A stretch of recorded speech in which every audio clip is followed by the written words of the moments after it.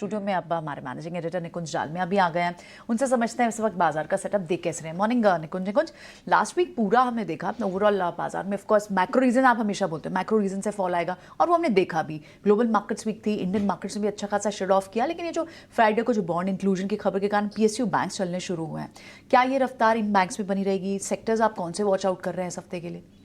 काफ़ी सारे सवाल आपने एक साथ जोड़ दिए।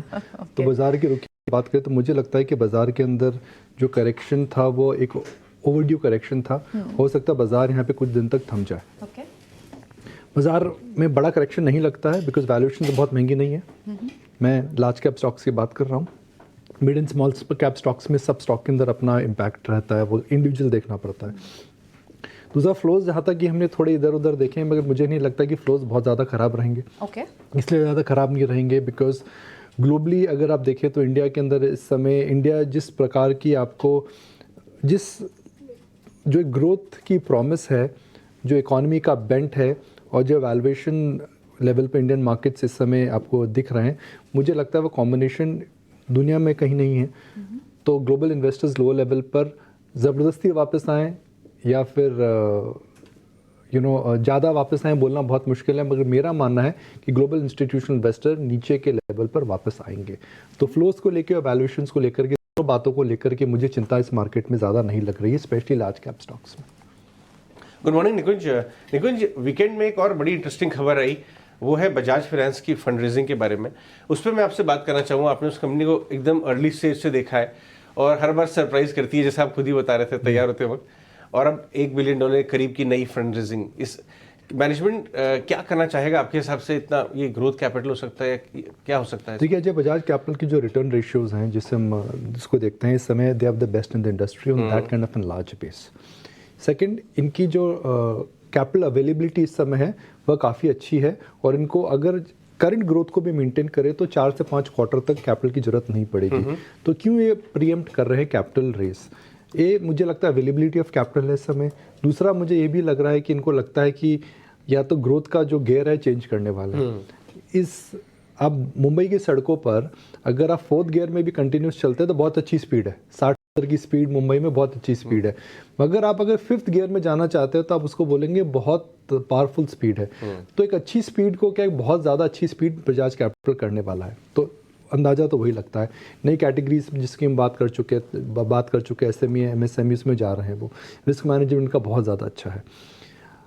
मगर जो फोकस करने वाली बात है वह ये है कि बजाज कैपिटल की जो वैल्यूएशंस हैं इस समय प्री एलएनएफएस हैं और इस समय प्री कोविड है। ये बहुत इंपॉर्टेंट बात है, दोबारा बोलता हूँ। बजाज फाइनेंस की जो करंट वैल्यूएशन है, प्राइस टू बुक या दूसरे मापदंड जो हम देखते हैं, इस समय उसकी वैल्यूएशन प्री एलएनएफएस है और प्री कोविड है। यानी बजाज फाइनेंस पिछले 5 साल में आज करंट वैल्यूएशन से ज़्यादा महंगा ट्रेड करता था और ग्रोथ जो है इस समय काफ़ी अच्छी है और ग्रोथ बढ़ रही है। तो ग्रोथ बढ़ रही है, वैल्यूएशंस अट्रैक्टिव हैं, प्राइस टू बुक है। फंड्स, बैंक्स, फाइनेंशियल इंस्टीट्यूशंस को हम एक आंकड़ा देखते हैं, प्राइस टू बुक। जब वो कैपिटल रेज करते हैं तो प्राइस टू बुक कम हो जाती है, तो वैल्यूएशंस इस प्राइस कैपिटल के बाद और कम हो जाएगी। तो क्या होना चाहिए स्टॉक को? चलेगा, यहाँ से भी चल सकता है। इनफैक्ट पिछली बार मैं भी ये क्वार्टरली ग्रोथ ही देख रहा था इनकी।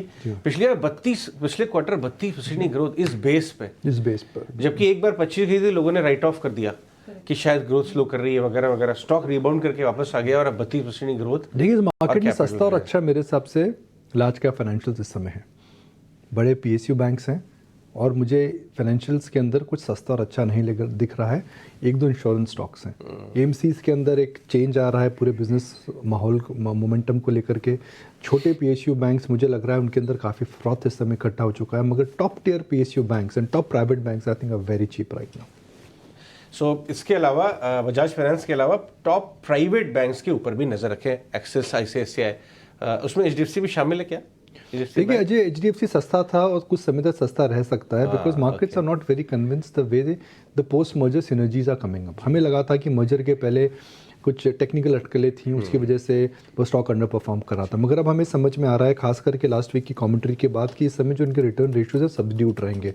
तो एक ओवरऑल स्टॉक है, इसके अंदर कोई स्कैसिटी प्रीमियम वाली बात अब रह नहीं गई है।